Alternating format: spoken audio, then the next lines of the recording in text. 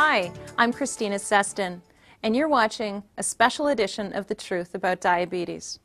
If you or someone you know has diabetes, this is important television to watch. If your children are overweight or diabetic, this show may contain critical information. My guest today is Dr. Kim, and he's a PhD from MIT. Dr. Kim, welcome to the show. Thank you very much. Dr. Kim is here to talk about this deadly disease of diabetes. So, Dr. Kim, 17 million cases of diabetes in the U.S. alone. That's what I heard. 2,500 new cases diagnosed every day. So there are people that call this an epidemic. That's correct. So what is it about this incredibly high incidence of diabetes in the last decade? These days we observe explosive growth of diabetes incidence all over the world. So for the last 10 years, even children, a lot of children get diabetes. So this is a global epidemic. Right, right. And so we're going to talk a little bit more about this upsurge later in the show. But in the meantime, I've heard statistics reporting that 45% increase in childhood diabetes. Is this correct? In China, half of new diabetic patients are children. And then in Japan, 21% of all children are diabetic. We are talking about something very serious here. Yes, yes. It's very, very high. So, Dr. Kim, for those of us that don't have diabetes, can you explain to us what diabetes is? Diabetes is basically a person's ability to metabolize carbohydrate is impaired. Right. So basically blood sugar does not get burnt inside the muscle. It stays in the blood. Of course, you observe high blood sugar in the blood. So that's what we say diabetes is. Right, Yeah. right. And we've all heard these terms, type 1 and type 2. Yeah. Can you explain the difference for us? Yeah. Basically, type 1 is for certain reasons such as what we call autoimmune process. For any reason, pancreas of a person does not produce insulin. So they have to rely on insulin injections every day. So, but in the meantime, type 2 diabetes is even though the pancreas produces insulin, it's not sufficient, or even though a sufficient amount of insulin is produced, it is not used efficiently because body resists its own insulin. Right. So type 1, type 2 are different like that. Right. And so which type is more common? Type 2, definitely. Type 2. Yeah, 90% of 90% of cases. Okay. And type 2 I've often heard referred to as adult onset diabetes. Because traditionally we observe the type 2 diabetes happens in people's middle age, in their old ages. But these days, as I just mentioned, as more and more children get diabetic, that is a wrong name anymore. So a bit of a misnomer with it's that. It's misnomer, yeah. So Dr. Kim, what is it about childhood diabetes that is so bad? Because for a few reasons, diabetes is basically a progressive disease.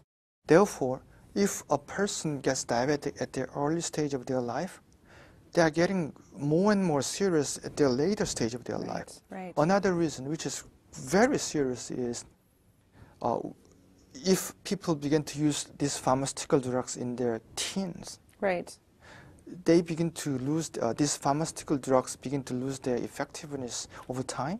So in their late 20s, in their 30s, these drugs begin to lose their effectiveness. So they have to use more dosages or they have to rely on insulin. But even these, they begin to lose their effectiveness. So in the early 30s, they will face this terminal stage of diabetes where no drugs, no injection work. And then they just will begin to experience blindness, amputation, kidney failure.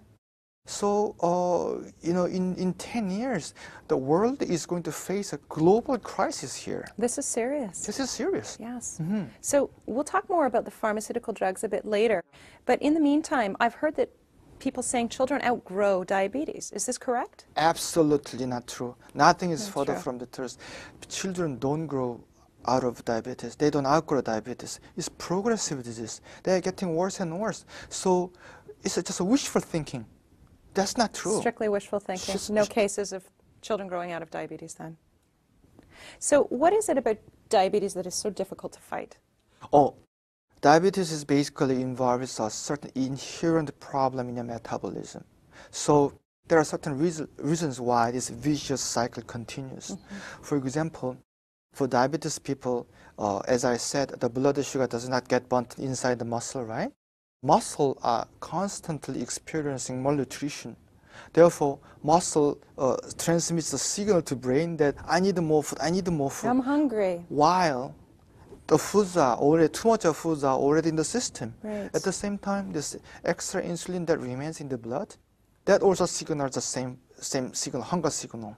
Also, this extra insulin turns this extra blood sugar into fat. So there are certain reasons why these diabetic people cannot control their metabolism as easily as ordinary people do. Right. Which sounds like it leads probably to weight problems. That's correct. Right. And then the weight problem and obesity and diabetes, these are two sides of the same coin. So they're connected. Yeah, They're connected. 70% or to 80% of obese people have diabetes, and 70% to 80% people of diabetic people have difficulty in control their weight. So they're very connected. They are coming from the same root. Yeah.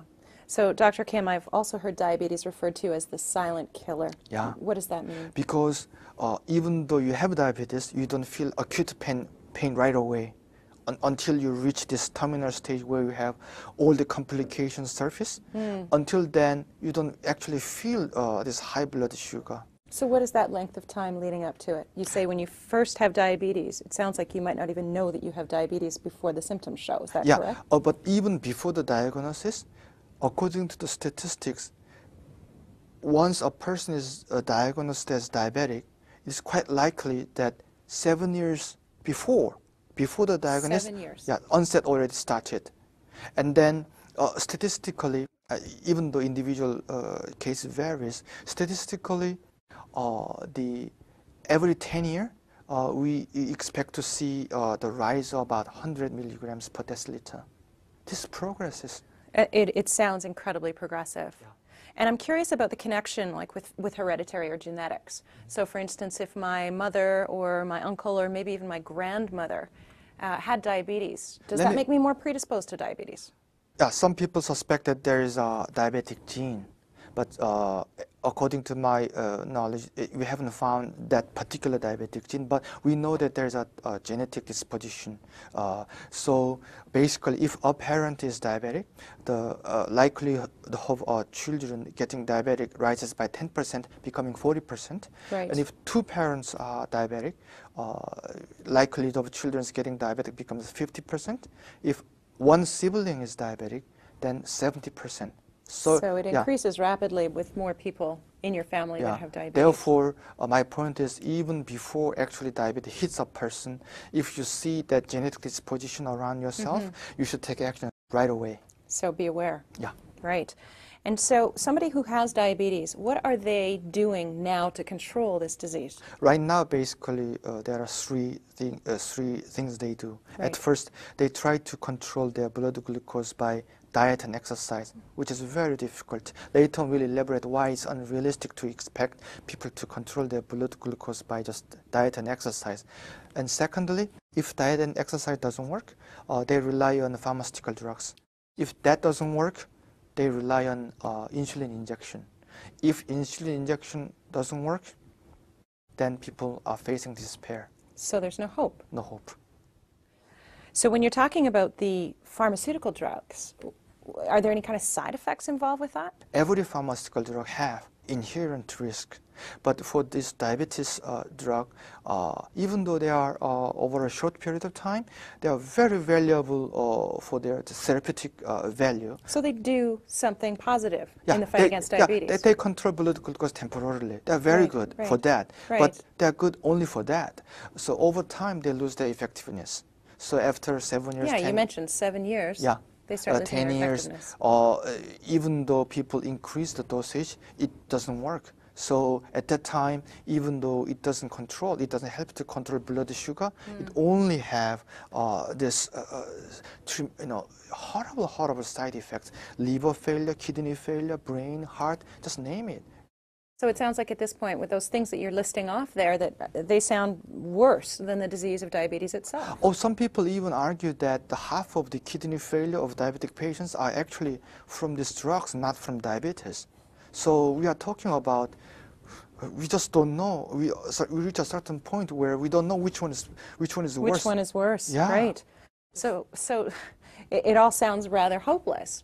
And I've heard people say that there is no cure for diabetes. So in that case, we may as well just befriend this disease. What do you have to say about that? I came to this show to disagree with that opinion. I know of a few actually quite effective, quite safe, long-term solutions to the problems of diabetes. There are many treatment, natural treatment, which are very safe, which have permanent effects, very good treatments. So I just disagree completely with such an assertion that there's no hope. No, there is hope. And then I disagree when people say we have to be friends with diabetes. It is your enemy, it is not your friend. Right. So Dr. Kim, it sounds like you've got some more interesting information to give us. In the meantime, let's take a short break. All of the symptoms have gone, blood sugar level is down, and I've been on Eliotin for about 6 weeks, and this, I am sure, is what's brought those changes about.